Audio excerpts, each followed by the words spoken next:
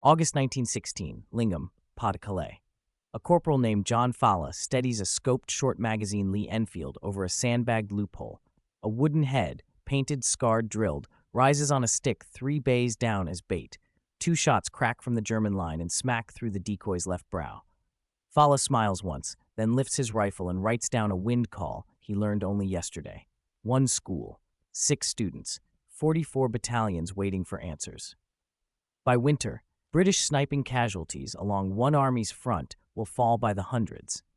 That is the hook.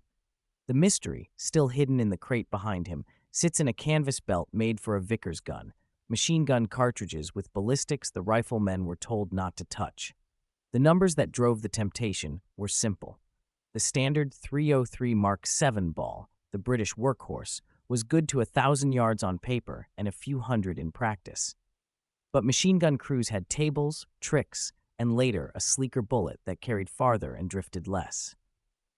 When snipers learned what the gunners were firing, a question formed that no order would cleanly answer. If a flatter trajectory and higher retained velocity mean a cleaner, surer kill at the limits of vision, why not use the better round, especially if the target is hunting you too? By September 1916, under Major H.V. Hesketh Pritchard, the First Army's new school of sniping, observation, and scouting standardizes something the British had lacked for 2 costly years: doctrine. The teaching is austere: loophole plates, dummy heads on rods, range cards marked in pencil and mud, telephones wired to the line, a pair system, shooter and observer, trained to read heat haze, count seconds between sound and strike, and time shots with artillery creeps. The goal is not romance but attrition. Cut enemy eyes, blind enemy guns, reduce enemy nerve. The tools are microscopes in a factory of mud, scopes on rifles, binoculars on periscopes, mines on data. Rifles arrive in trickles, selected SMLEs with tight groups, long Lee Enfields and Holland regulated pattern 1914s, personal big game rifles in odd calibers used when trench geometry allows. Ammunition, however, is the constant friction. Every sniper learns quickly that cartridges are not interchangeable miracles. Lots vary, propellants shift, velocities stray. On range days, instructors keep notebooks of muzzle speeds and drops, recording minute differences that matter at 600, 700, 800 yards. The school's creed is precision, and precision means matching the round to the rifle and the data to the day. Now the open loop. Why the canvas belt? Machine gun teams in 1916 and 1917 are doing something most infantry never see: map shooting beyond line of sight, firing plunging arcs at targets miles away. To make that work, the gun trade pursues consistency and range harder than anyone in the trenches. They experiment with cleaner propellants and better bullet shapes. They mark special lots for long-range shoots. They become the quiet custodians of ballistics. The result, still evolutionary in late 1917 and formalized later, is ammunition optimized not for a shoulder rifle, but for a water-cooled steel workhorse with a tripod and a spirit level. The gunner's priority is predictable fall of shot, not recoil comfort or barrel life in a lightly built SMLE. On the Somme and at Arras, snipers begin to see belts as more than feed for Vickers. A belt means selected cartridges, sometimes new propellant, sometimes a streamlined profile. It means trajectories that stretch. For men who live on the edge of what they can see, that promise is intoxicating, and for a few, it is a promise worth breaking orders for. The orders are blunt. Riflemen are to use rifle ball. Machine gun ammunition, especially the streamlined boat tail that will later be adopted for Vickers long-range fire, is for guns. The reasons are technical and hard to argue: hotter propellant pressures, different wear patterns, erosive effects in a rifle barrel built for the standard Spitzer. Armorers grumble about throat erosion, staff officers worry about supply discipline and proof standards. The official line is uniformity, but the line in a trench is never uniform. Out where one German loophole can kill a sergeant every week, a sniper's math changes. By January 1917, the British sniper program has settled into rhythm. Hesketh Pritchard's instructors rotate through corps. They teach camouflage, stalking, spotting, and measurement. They repeat chants about mirage and wind. They issue rationed quantities of match-tested lots and annotate rifles with the lot number they prefer. Yet at battalion level, the supply chain is a blunt instrument. When standard ball runs short or arrives in a poor-performing lot, and in winter mud, lots vary, quartermasters lean on machine gun stores. Belts move, so do rounds.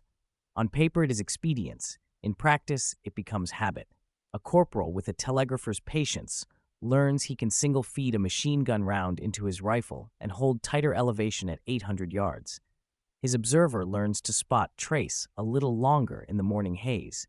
Their platoon commander learns it is better to ask nothing and count the enemy periscope that no longer rises. We pan out. Across the Western Front in 1917, the British and Dominion armies are imposing a simple, statistical logic on a bloody equation.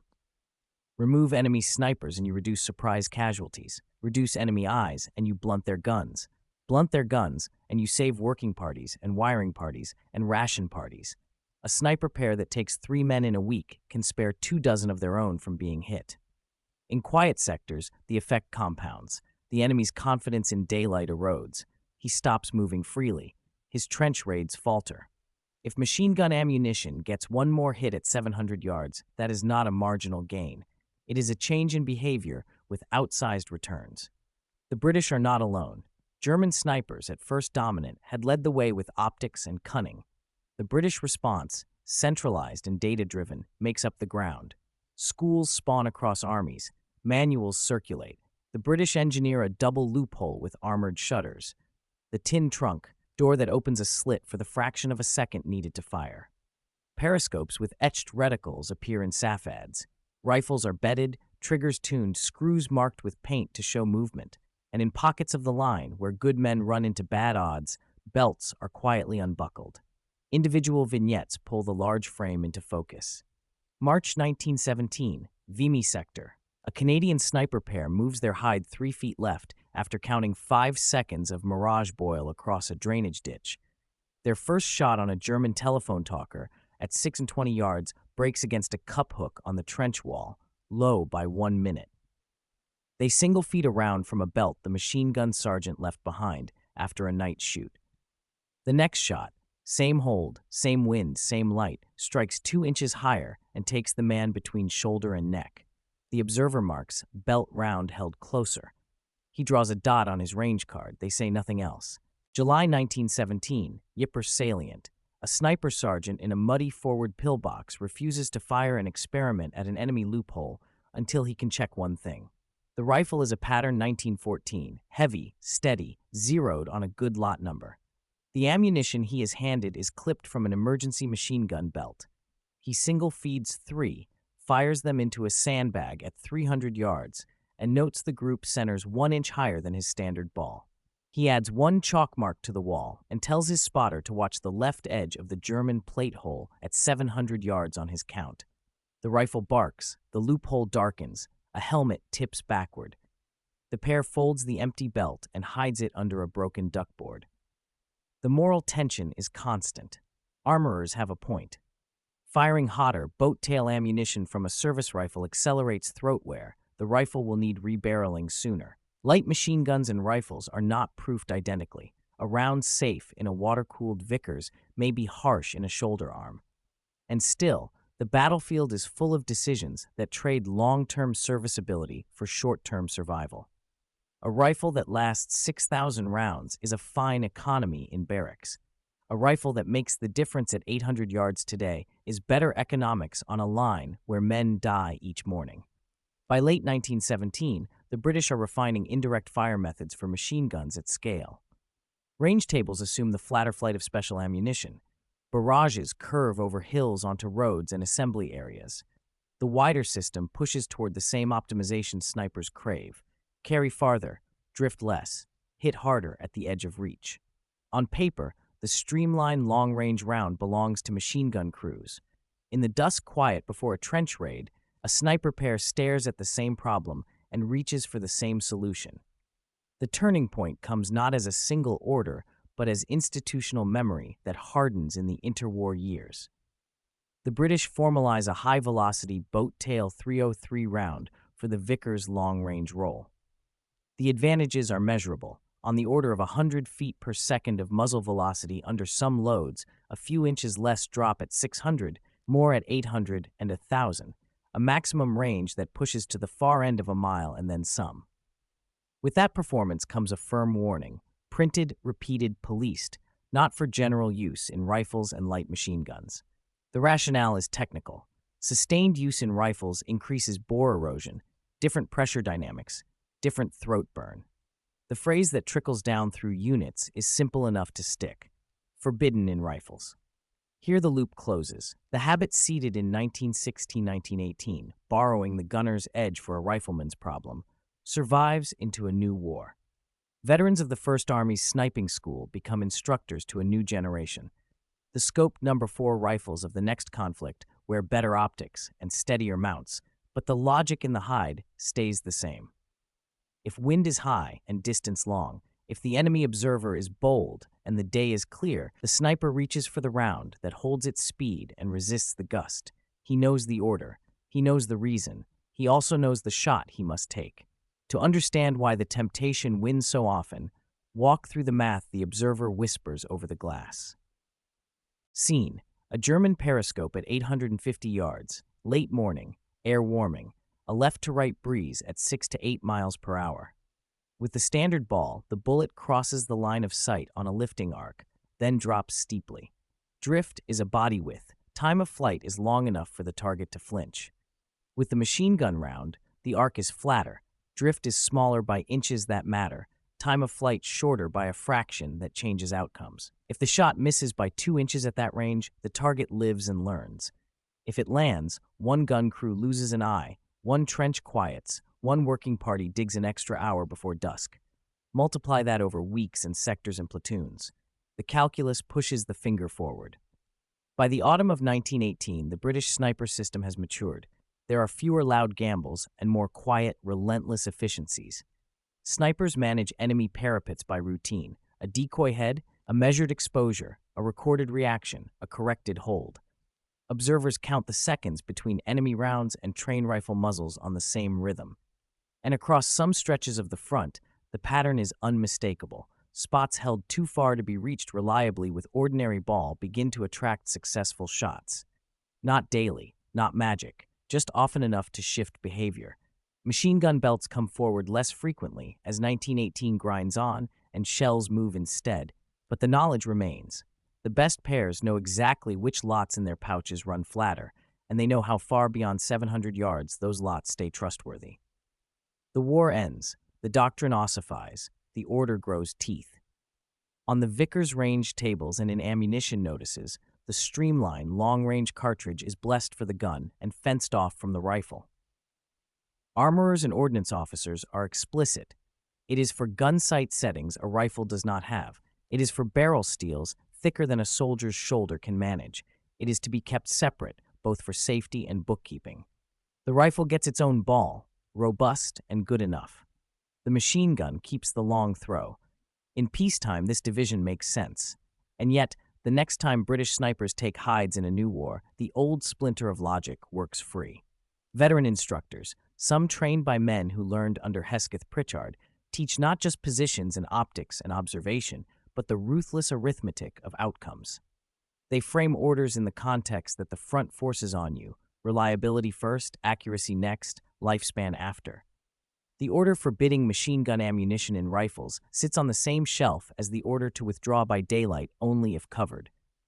Orders describe a world.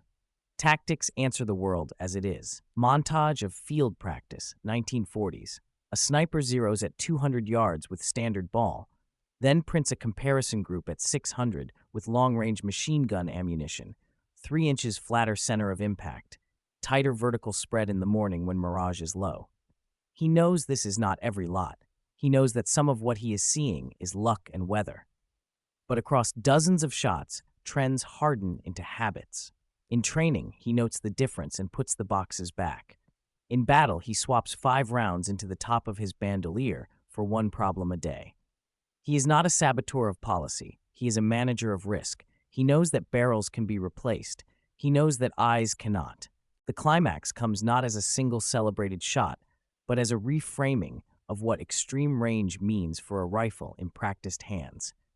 Early in the First World War, a sniper shot beyond 600 yards is a stunt except under rare, still mornings. By the end of it, under the best pairs, 700 900 yards becomes the far edge of the doable when the target is obliging and the air is kind. In the next war, with better optics and better records, especially when the forbidden round is near to hand, that edge pushes out another 100 yards. The enemy's assumption that distance and daylight are his friends weakens. The thesis lands in one line: ammunition policy set for systems yields to shot policy set for outcomes. Everything that follows is consequence. The rifle barrels wear faster. Armorers chalk more throats and change a few more tubes. Commanders frown and sign off on replacements because the field reports of hits at range speak for themselves. The sniper instructors quietly standardize something they will never write. If you must, test 3 of the machine gun rounds at your zero distance, note the shift, and write it on your card.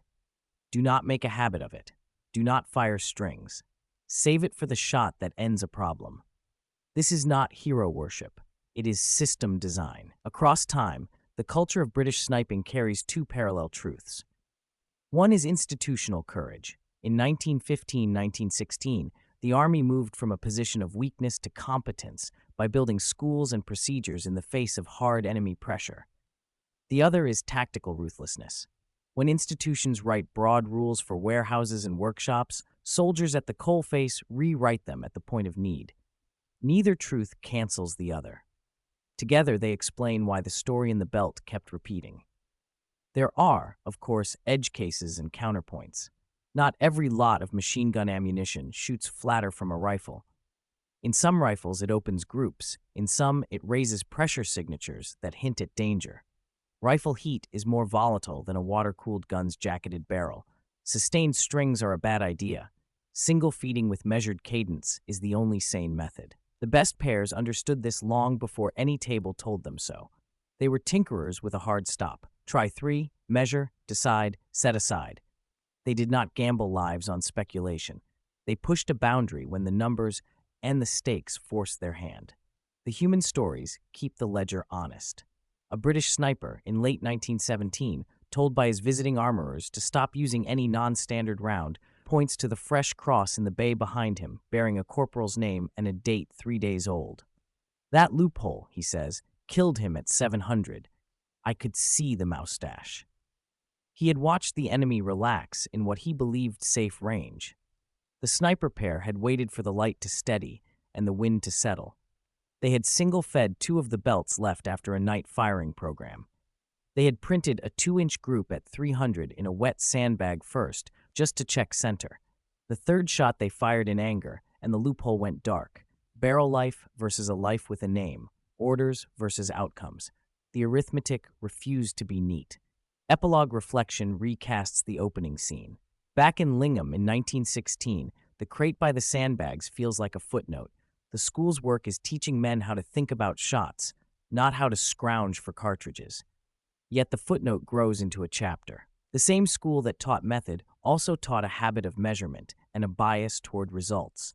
It trained men not only to obey orders, but to weigh them against the goal. It trained them to keep a notebook, read a mirage, and decide. What then is the legacy? Not a myth of supermen making 1,000-yard miracles daily, not a secret round that turned rifles into cannons, not a romantic insistence that rules do not matter. The legacy is colder and more useful. It is that at the margins where war is decided, quiet kills on quiet days at the edge of vision, marginal gains matter. Ammunition profiles matter. Propellant lots matter. Barrel life matters, but later. In the moment, the shot matters most.